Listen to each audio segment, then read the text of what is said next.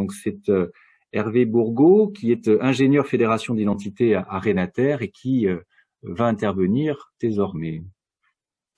Donc bonjour à tous, je suis Hervé Bourgault du GIP Renater et ma présentation sera effectivement axée sur l'identifiant étudiant européen, qu'on appelle en dénomination courte l'ESI pour European Student Identifier.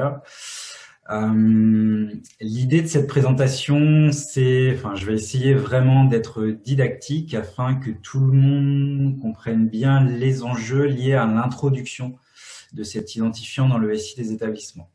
Donc l'objectif, c'est vraiment ça.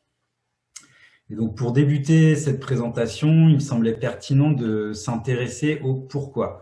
Pourquoi on a besoin d'un nouvel identifiant?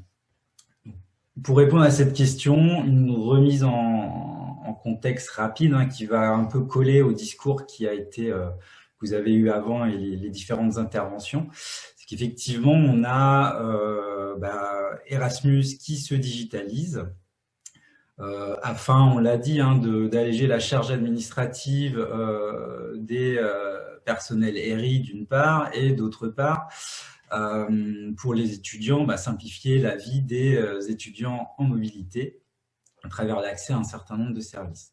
Donc concrètement, cette digitalisation, on l'a vu, elle se traduit par des nouveaux services. Donc on a évoqué Erasmus Without Paper, l'application mobile Erasmus+, le Online Learning Agreement, donc tout un panel de services. Et ces services, en fait, ce qui est là où vraiment il faut bien comprendre, c'est qu'ils s'inscrivent en fait dans un processus de mobilité globale. Et ce processus de mobilité globale, en fait, il y a effectivement différentes étapes.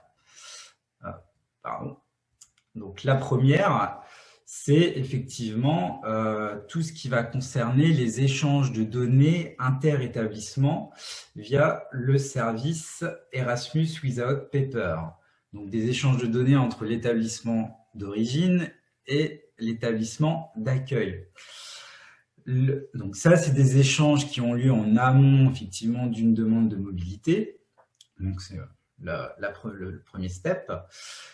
Et dans un second temps, on a effectivement le deuxième pan, c'est-à-dire les services de mobilité en ligne. Donc on a évoqué le Online Learning Agreement, l'application mobile Erasmus+, qui vont être accédés par l'étudiant. Et donc là, effectivement, l'étudiant, il va s'authentifier sur ces services en ligne et rentrer un login mot de passe pour pouvoir accéder à ces services. Donc voilà, deux types d'échanges et effectivement, on voit aussi ces services il est important d'avoir ça en tête, c'est que ces services, effectivement, ils communiquent entre eux. Donc effectivement, il y a des échanges de données entre Erasmus Without Paper et les services en ligne à propos effectivement de l'étudiant en mobilité. Donc en fait, la problématique, donc on a un process de mobilité qui a différentes étapes, des échanges amont, des accès ultérieurs en ligne des étudiants. La problématique maintenant, c'est comment ces services qui interviennent en fait à différentes étapes du process de mobilité, ils peuvent en fait s'assurer de manière univoque qu'un étudiant en fait donné est bien le même étudiant. Et ça en fait, pour répondre à cette problématique, c'est l'identifiant étudiant européen. C'est là qu'intervient l'identifiant européen et qui va permettre effectivement de couvrir ce besoin. Donc l'identifiant étudiant européen, l'ESI, c'est vraiment, faut voir ça un peu comme la pierre angulaire qui va permettre en fait à l'étudiant en mobilité d'être identifié de manière unique par les différents services de mobilité. Et ce qui va permettre et ce qui va faciliter d'autre part l'échange de données en fait entre les différents services. Et un petit exemple pour vous illustrer en fait le côté pierre angulaire de l'ESI, c'est en prenant vraiment un cas d'usage concret qui pourrait être amené à être implémenté dans le futur, c'est qu'effectivement, grâce à l'ESI, l'établissement d'origine d'un étudiant, on va l'appeler Bob, pourrait recevoir à terme automatiquement son relevé de notes lié à la mobilité via Erasmus Without Paper. Et effectivement, grâce à l'ESI et l'échange de données entre services, Bob il pourrait consulter directement ce relevé de notes depuis son application mobile Erasmus+. Erasmus+. Donc, voilà concrètement sur vraiment le pourquoi cette ESI. Vous voyez un peu à travers cette mise en contexte vraiment le rôle qu'il va jouer. Alors, vous allez me dire, ok, super, mais maintenant, pour nous, établissements, qu'est-ce que ça implique? Alors, effectivement, on introduit un nouvel identifiant. Donc, ça veut dire que cet identifiant, il va falloir, au niveau de l'établissement, du SI de l'établissement, le générer. Et ensuite, une fois que cet identifiant est généré, pour les établissements, il va s'agir de le transporter. Donc là, on a vu qu'il y avait deux canaux. Il y a d'un côté Erasmus Without Paper et les échanges inter-établissements, donc il va falloir le transporter dans ces échanges. Et de l'autre, le deuxième canal, on a vu effectivement l'accès de l'étudiant aux services de mobilité en ligne. Donc ça, effectivement, c'est là que va intervenir la fédération d'identité, qui va permettre en fait de transporter l'ESI aux services de mobilité via les mécanismes de fédération. Donc la fédération d'identité, c'est là qu'effectivement on va parler d'Edugain, donc je vous le détaillerai dans la suite de la présentation. Et c'est là effectivement qu'intervient Renater, qui est opérateur de fédération pour la France. Alors, première problématique, premier enjeu pour les établissements, la génération de l'ESI au niveau du système d'information. Donc, ok, on a un identifiant à générer. Donc, la première question qui arrive très naturellement, c'est sous quel format?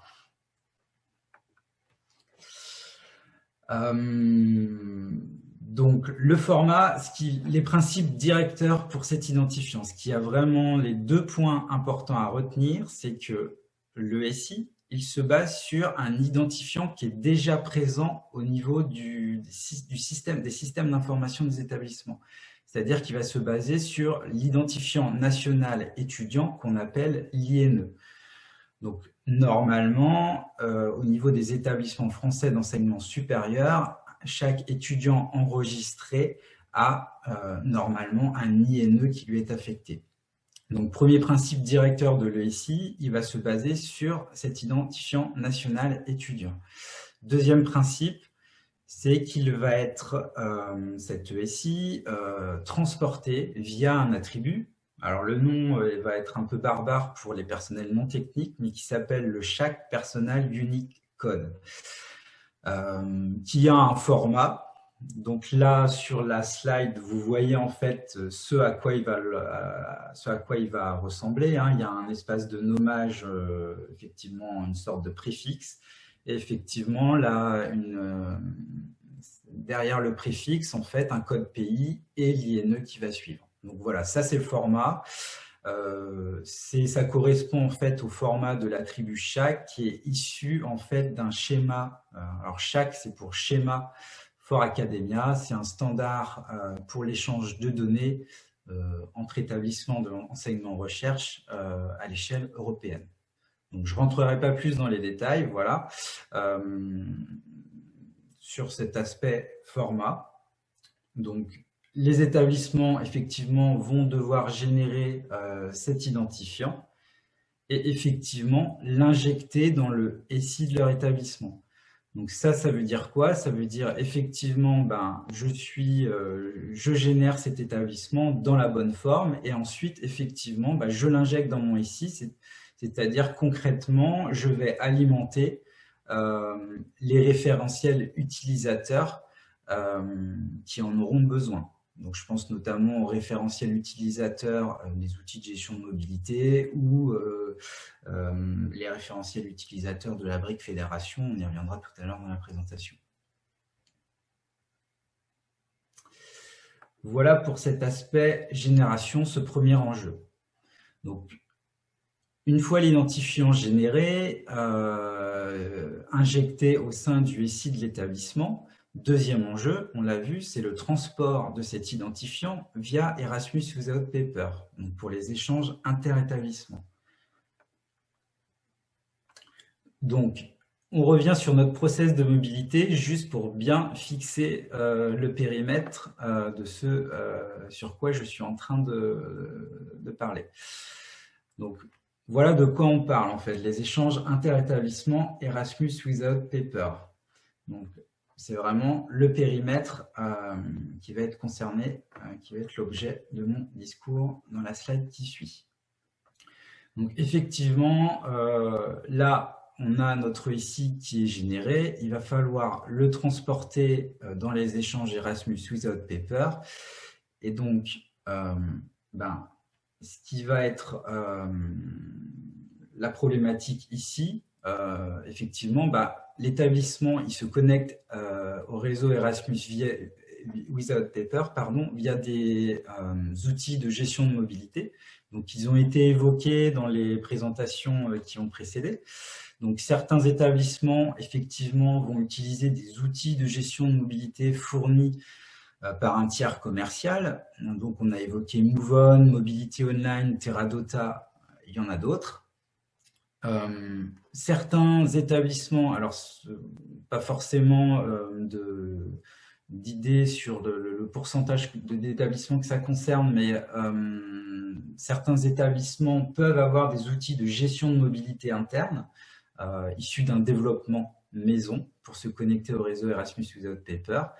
Et la troisième catégorie d'établissements, donc Marie-Pierre l'a notamment évoqué, ceux qui n'ont pas d'outils de gestion de mobilité peuvent se tourner vers le dashboard Erasmus, qui est une solution gratuite proposée par la Commission européenne pour se connecter au réseau Erasmus Without Paper.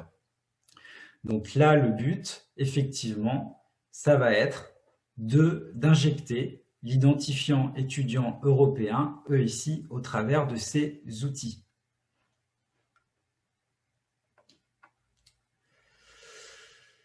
Voilà pour ce deuxième enjeu. Le troisième enjeu maintenant. Donc, on a vu la génération de l'EIC, son transport dans les échanges de données Erasmus Without Paper. Le troisième pan, c'est le transport de l'EIC via la fédération d'identité.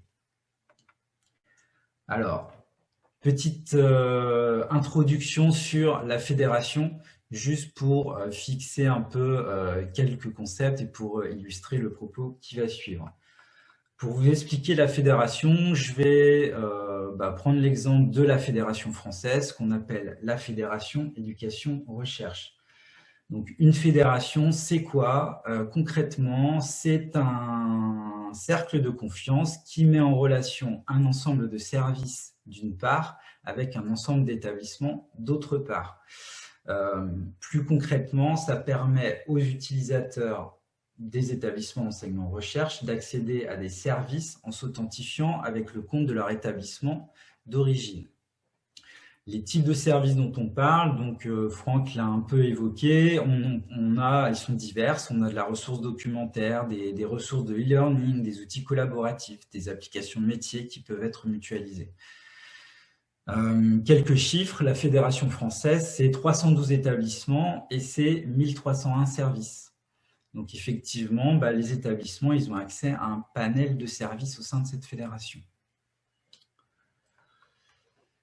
Et donc Edugain, vous l'avez vu dans ma slide précédente, Edugain, c'est quoi en fait? Edugain, c'est tout simplement une interconnexion de fédérations nationales. Donc en fait, il faut savoir que dans les autres pays européens, il y a l'équivalent de Renater et de la Fédération française aussi dans les autres pays européens. Donc Edugain, c'est une interconnexion de fédérations nationales. Et donc, c'est ce même cercle de confiance, mais à une échelle internationale. Donc concrètement, ça va être, je suis un étudiant d'une université française, je vais pouvoir accéder par exemple à un service proposé dans la fédération italienne. Voilà pour être très concret. Et quelques chiffres juste pour terminer cette petite introduction. Edugen, donc on a 68 fédérations, donc on est vraiment à une échelle internationale. On avait un périmètre de base qui était l'Union européenne, mais maintenant effectivement on est bien au-delà. Donc quelques chiffres, ça représente 68 fédérations, donc 4074 établissements donc, de l'enseignement recherche et 3145 services, dont notamment les services de mobilité Erasmus, qui vont se retrouver disponibles dans Edugen. Donc, j'ai pris l'exemple du Online Learning Agreement et de l'application Erasmus+. Donc, voilà pour la petite introduction à la fédération. Si on revient maintenant à notre processus de mobilité, toujours pour vous fixer les idées, et le transport de l'ESI via la fédération. Le périmètre, effectivement, ça va être celui-là. Ça va être effectivement, comme on l'a vu, les services d'une part, les établissements de l'autre, et les étudiants des établissements qui accèdent et qui s'authentifient sur ces services en ligne. Et donc, notamment, effectivement, comme on l'a vu, Edugen va permettre de rendre accessibles donc, les services Erasmus aux établissements participants du programme au travers de la fédération Edugen. Donc, les apports, qu'est-ce que Edugen en fait va apporter dans le contexte Erasmus? Le premier apport, il est pour les étudiants. Donc, si vous vous rappelez un peu de mon intro, ça va permettre pour les étudiants de s'authentifier facilement sur les services de mobilité, donc le Online Learning Agreement et l'application mobile Erasmus+, par exemple, avec le compte de leur établissement d'origine. Et le deuxième bénéfice, c'est pour les services. Les services, eh ben, ça va leur permettre, lors de l'authentification effectivement de l'étudiant, de recevoir les informations nécessaires sur les étudiants en mobilité. Donc, en l'occurrence, le SI, qui est l'objet de la présentation, mais aussi des infos de contact, l'établissement de rattachement, toutes ces infos qui sont nécessaires au process de mobilité. Et le gros avantage, c'est qu'elles sont fournies par leur établissement d'origine, ce qui apporte des garanties en termes de fiabilité. La mise en œuvre côté établissement. Donc, comment ça va se passer? Concrètement, pour les établissements, pour être capable effectivement de transporter l'ESI via la fédération, pour les établissements, ça implique de mettre en place une brique technique qu'on appelle un fournisseur d'identité et de configurer ce fournisseur d'identité pour renvoyer les bonnes informations au service, dont en particulier l'ESI. Voilà pour les trois enjeux. Pour finir cette présentation, j'ai souhaité mettre l'accent effectivement sur une petite checklist à destination effectivement de vous, les établissements, sur voilà par où je peux commencer en fait. Et si j'ai un mot d'ordre, en fait, le premier mot d'ordre que j'aimerais faire passer, c'est effectivement renseignez-vous.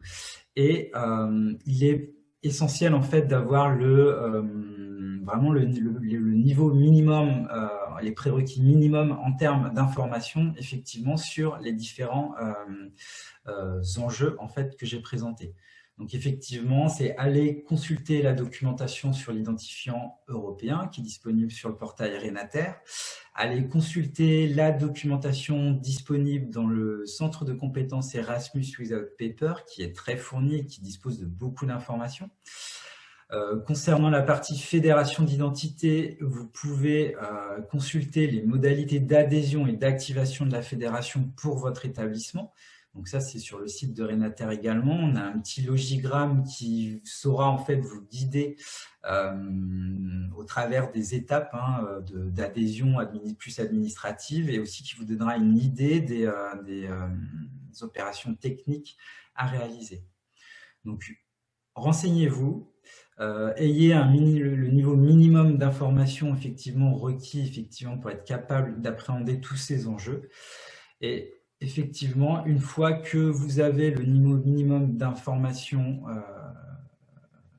vous avez appréhendé le niveau minimum d'information, il ne vous reste plus qu'à passer à l'action. Donc effectivement, passer à l'action, c'est déployer l'identifiant européen dans votre SI local. Ça va être pour Erasmus Without Paper, rejoindre techniquement le réseau si ce n'est pas le cas et configurer la transmission de l'étudiant européen dans les outils de gestion de mobilité qui ont été évoqués. Et pour la fédération, pareil, rejoindre techniquement la fédération avec une brique fournisseur d'identité et configurer la transmission de l'identifiant étudiant européen via Edugen. Et donc je finirai sur cette partie un peu plus de mise en œuvre. Ce qui va être important, c'est qu'on aura aussi besoin de vos retours d'expérience. Marie-Pierre a parlé tout à l'heure d'accompagnement des établissements. Il va être important aussi d'avoir des retours d'expérience, effectivement, de mise en œuvre concrète au niveau des établissements, dans une optique d'accompagner en fait le plus grand nombre. Puisqu'effectivement, il y a une certaine diversité d'établissements effectivement qui participent au programme, et effectivement, il va être important de pouvoir les accompagner. Et merci, j'en ai fini de cette présentation. Alors, merci infiniment Hervé pour cette présentation, je pense qui est essentielle. La clarté, la pédagogie dont vous avez fait preuve, à mon avis, aura éclairé beaucoup des participants sur cet aspect, la clé de voûte, tel que vous l'avez intitulé. La présentation, je pense vous confirmer, sera évidemment disponible pour qu'on puisse la revoir. Il y a des liens hypertextes sur lesquels on a tous besoin de cliquer pour justement mieux se renseigner. En tout cas, c'était donc, on l'a vu, ce que j'ai appelé un peu la cuisine. Mais cet aspect donc complètement essentiel de l'initiative d'Erasmus Goes Digital. On va m'emmener maintenant.